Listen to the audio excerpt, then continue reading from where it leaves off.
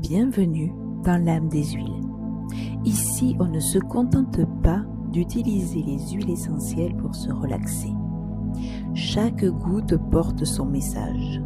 Chaque flacon renferme des sortilèges. Et chaque plante est un guide sacré pour nous aider à nous reconnecter à l'essentiel lors de simples rituels. Quand l'âme des plantes touche la nôtre par l'intermédiaire d'une fiole magique, je te souhaite la bienvenue dans l'âme des huiles. Aujourd'hui, je t'emmène en voyage dans les montagnes marocaines, là où la lumière se reflète sur les roches sèches et puissantes, là où les cèdres de l'Atlas s'élèvent, majestueux, immuables, enracinés depuis des siècles. Leur parfum boisé, basalmique, légèrement sucré, inspire la force et la stabilité. Bienvenue dans ton 21e épisode du podcast L'âme des huiles, à la rencontre du cèdre de l'Atlas. Comme tu l'auras compris, le cèdre vient du Maroc et de l'Algérie, de ce coin de la planète, l'Atlas. Le cèdre est un arbre sacré. Il est utilisé depuis extrêmement longtemps. On le retrouve dans des écrits datant de l'Égypte antique, pour l'embaumement notamment, pour la conservation des papyrus ou de la construction des temples. Il symbolisait alors l'éternité et la protection divine. On le retrouve également chez les Sumériens ou encore chez les Tibétains, dans l'usage de leur médecine ancestrale. Et puis, il faut souligner également que tu peux le rencontrer dans ta lecture de la Bible jusqu'à 40 fois cité. Voilà pour le petit point historique. Donc, il pousse entre 1000 et 2000 mètres d'altitude sur des sols secs et pierreux. C'est un véritable pilier des écosystèmes montagnards et il peut vivre plusieurs siècles, formant des forêts protectrices et sacrées. Pour créer son huile essentielle, nous distillons à la vapeur d'eau son bois. C'est un long processus qui demande beaucoup de patience afin d'extraire cette huile dense en sesquiterpènes, un parfum profond et résineux. Tu verras en quoi les sesquiterpènes sont importants dans la partie émotion. Pour l'instant, venons-en à ses propriétés physiques. Si tu aimes bien toutes les petites recettes que tu peux trouver sur Internet, notamment en cosmétique, tu sais déjà que le cèdre de l'Atlas peut être utilisé dans ta routine capillaire. Effectivement, il va réguler ton sébum. Il est également parfait pour les peaux grasses ou sujettes aux imperfections. Tu peux donc te faire des petits roll-on avec de l'huile végétale. Attention à bien la choisir en fonction du type de ta peau et quelques gouttes de cèdre de l'Atlas afin de réguler un petit peu toutes tes imperfections. Si tu mets une goutte dans ton shampoing, ça va stimuler le cuir chevelu, favoriser la pousse des cheveux. Et ça va te faire aussi une masse beaucoup plus importante au niveau de tes cheveux. Il est important de souligner aussi que le cèdre de l'Atlas peut aider à approfondir la respiration. Donc tu vas avoir une respiration beaucoup plus calme et beaucoup plus profonde en inhalant du cèdre de l'Atlas. Il est aussi réputé pour ses fonctions insectifuges naturelles. Bien entendu, là n'est pas la question, n'est pas l'objet de tuer des insectes qui pourraient te paraître nuisibles, mais plutôt de les éloigner de certains endroits de ta maison. Par exemple, tu vas pouvoir utiliser du cèdre sur un support sec, comme du bois ou une pierre un peu poreuse, dans tes placards afin d'éloigner les mites. Venons-en maintenant à ses propriétés émotionnelles. Comme je te disais il y a quelques instants, le cèdre de l'Atlas est très dosé en sesquiterpènes, ce qui vient stimuler la glande pinéale qui libère de la mélatonine et qui va aider notamment à retrouver son calme. Ça aide notamment les personnes qui, comme moi, ont un trouble de l'attention avec hyperactivité. Ça va nous permettre de nous poser et d'être un peu moins dans une énergie à perte. Voilà, on va essayer de regrouper notre énergie de façon à être beaucoup plus calme, à apaiser notre agitation mentale, à apaiser également l'anxiété. Le cèdre de l'Atlas va aider notre cerveau à rester dans l'instant présent, plus du tout dans le ressassement du passé, ni dans la projection du futur. Nous restons ici et maintenant en sécurité.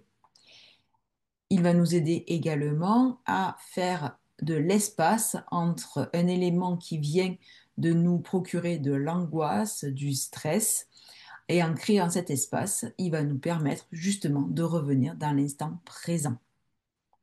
Il va renforcer le sentiment de sécurité intérieure. C'est un peu notre arbre qui va nous protéger du vent et de tout ce qui peut nous empêcher d'être dans la sérénité absolue. Il va nous encourager aussi au moment des périodes de doute. Il va encourager la persévérance. Il va nous aider à être beaucoup plus stable. Il va nous accompagner également dans les moments de fragilité émotionnelle. Le cèdre de l'Atlas fait partie d'une des synergies chez Young Living que j'aime énormément, qui s'appelle Stress Away. Donc, va-t'en stress, comme je pourrais le traduire à ma sauce. Donc, ça va vraiment nous aider à faire un barrage avec tout cet état de stress et d'anxiété. Au niveau maintenant de ses propriétés énergétiques, le cèdre va pouvoir nous aider en étant rassuré, réconforté, beaucoup plus calme, à ouvrir notre chakra racine, à être beaucoup plus ancré, solide, à avoir ce sentiment d'appartenance à la terre, à un tout. Et il va agir également dans l'ouverture de notre chakra du cœur, puisqu'il va venir vraiment ouvrir l'amour de soi, l'acceptation de nous-mêmes.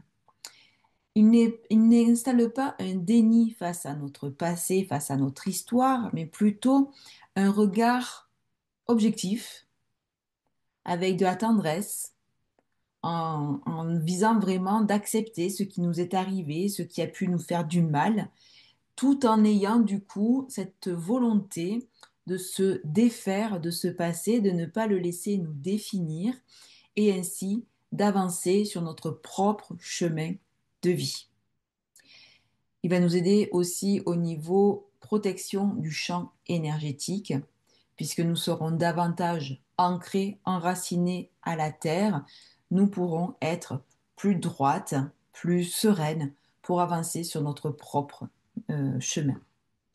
Il va également nous aider à libérer des peurs qui sont restées stagnées. Si le cèdre avait un message pour toi, ce serait ton passé fait partie de toi, mais il ne te définit pas. Regarde-le en face, accepte-le et avance plus légère, enracinée dans ta propre vérité. Je voulais terminer cet épisode sur des petites recettes, donc sur les cheveux. Donc tu vas pouvoir te faire un masque.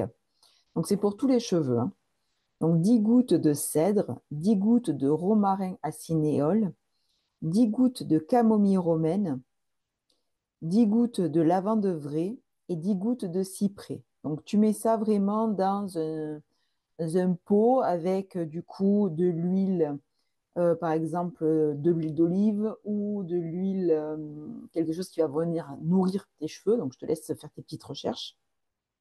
Tu vas y ajouter un jaune d'œuf. Donc forcément, tu comprends bien que c'est c'est une dose, hein, voilà. Donc en fonction, si tu prends par contre des huiles essentielles de chez Young Living, je te conseille de diviser facilement par deux ou par trois le dosage. C'est-à-dire qu'avec des huiles essentielles Young Living, tu peux rester à 3 gouttes de chaque.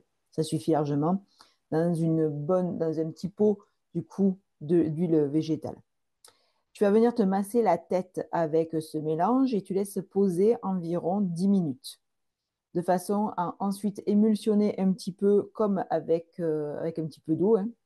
Et puis ensuite, tu vas pouvoir venir faire un premier shampoing et bien rincer par la suite. Pour un soin pour ta peau, plutôt, eh bien là, je vais te conseiller de mettre du cèdre de l'Atlas avec de l'huile végétale de carotte et de jojoba. Tu vas mélanger tout ça. Donc, pareil, tu te le mets dans un petit pot et tu vas pouvoir te l'appliquer tous les soirs. Ça va venir purifier ta peau. Donc, si tu as la peau grasse,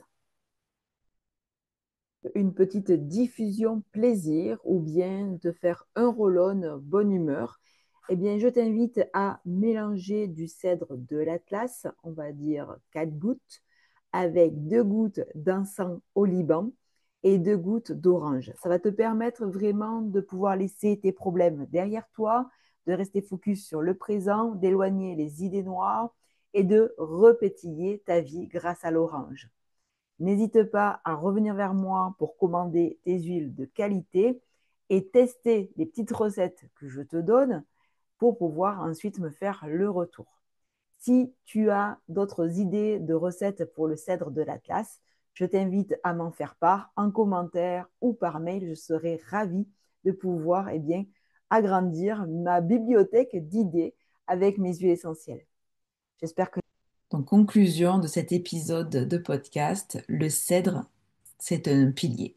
C'est celui qui va t'aider à faire un espace avec ton passé, de reconstruire aujourd'hui dans ton présent et justement pour être en paix à la fois dans ton corps, dans ton cœur et dans ton âme. Je te souhaite une très belle journée et je te dis à la semaine prochaine pour le prochain épisode de l'âme des huiles. Bye bye. L'âme des huiles a parlé. Son message est désormais entre tes mains. Écoute ce qui l'éveille en toi et rappelle-toi que la connaissance se partage. Alors fais circuler aux femmes de ton entourage. Je t'invite à t'abonner pour rester informé et je te dis à très vite pour le prochain épisode de l'âme des huiles. Avec tout mon amour, Alexandra. Rappelle-toi, tu n'es pas seul, tu n'es pas perdu, tu es en